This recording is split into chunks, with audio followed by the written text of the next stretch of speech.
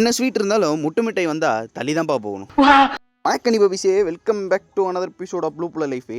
இன்றைக்கி ஷூட் இருக்கிறனால காலையிலே அண்ணன் கொஞ்சம் டிப்டாப்பாக கிளம்பி காடி எடுத்துகிட்டு அர்ஜுனர் வில்லு அரிச்சந்திர சொல்லு அப்படின்னு கிளம்பி போய் முதல் வேலையை என்ன பண்ணேன், அண்ணன் காடிக்கு ஒரு சின்ன வேலை இருந்துச்சு. எல்லாத்தையும் எடுத்துகிட்டு அங்கே போய் ஒரு போஸை போட்டு பேக்கெல்லாம் தூக்கிட்டு கிளம்பியாச்சு.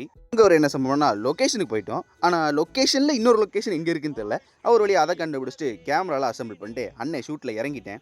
ஷூட்டில் இறங்கினோடனே வேலைன்னு வந்துட்டு அண்ணன் வெள்ளைக்காரங்கிறத நிரூபிச்சுக்கிட்டே இருப்பேன். ஒரு வழியாக ஷூட்டெல்லாம் முடிச்சு ரெஸ்ட் ரூம் எங்கடா அப்படின்னு கேட்டேன். இங்கிட்ட அங்கே அலக்கடிச்சிட்டே இருந்தாங்க. ஒரு வழியாக அதை முடிச்சுட்டு போகிற உள்ள ஒரு அருமையான பிரியாணியை சாப்பிட்டு இப்போ தான் நம்ம விஷயத்துக்கே வந்தேன். முட்டை மிட்டாய் தாங்க. கோயம்புத்தூர்லேருந்து அது மறக்காமல் சாப்பிட்டே ஆகணும். அந்த அளவுக்கு ஒரு டேஸ்ட்டு. பிரியாணி சாப்பிட்டு இது சாப்பிடும்போது ஓ வாட்டே அமிர்தம்ங்க. ஒரு வழியாக அந்த டப்பாவை மொத்தமாக காலி பண்ணிட்டு கார்டில் ஒரு பாட்டை போட்டு நல்லா வளைச்சி நடிச்சு ஆடி ஓடி போய் ஃபைல்ஸை காப்பி பண்ணுறதுக்கு ஒரு வாக்கிங்கை போட்டு போயாச்சு.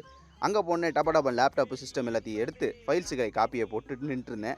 அது காப்பி ஆகும்னு பார்த்தேன். கடைசியில் சங்கீத சுரங்களாகவே ஆகிப்போச்சு. அதுக்கப்புறம் ஒரு டீயை அங்கேயே கொடுத்து அருமையான ஒரு டேஸ்ட்டு. அதை நல்லா ரசித்து குடிச்சிட்டு பேகை தூக்கி விட்டு வீட்டுக்கு கிளம்பி விட்டேன். நல்லா கிப்ஸில் இறங்கிட்டு இருந்தேன். ஜஸ்ட்டு விட்டுருந்தா மண்டையில் அடிக்க போட்டிருக்கோம். அதுக்கப்புறம் நம்ம காடியை எடுத்துகிட்டு நேராக வீட்டுக்கு கிளம்பியாச்சு. அங்கே போன டேய் ஏதாவது சாப்பிட வாங்கிட்டு அப்படின்னாங்க. நானும் நம்ம அண்ணன் கடைக்கு போயிட்டு ஒரு அருமையான சிக்கன் ரைஸ் எல்லாம் வாங்கி சாப்பிட்டு இன்றைக்கான நாளை முடித்து விட்டேன்.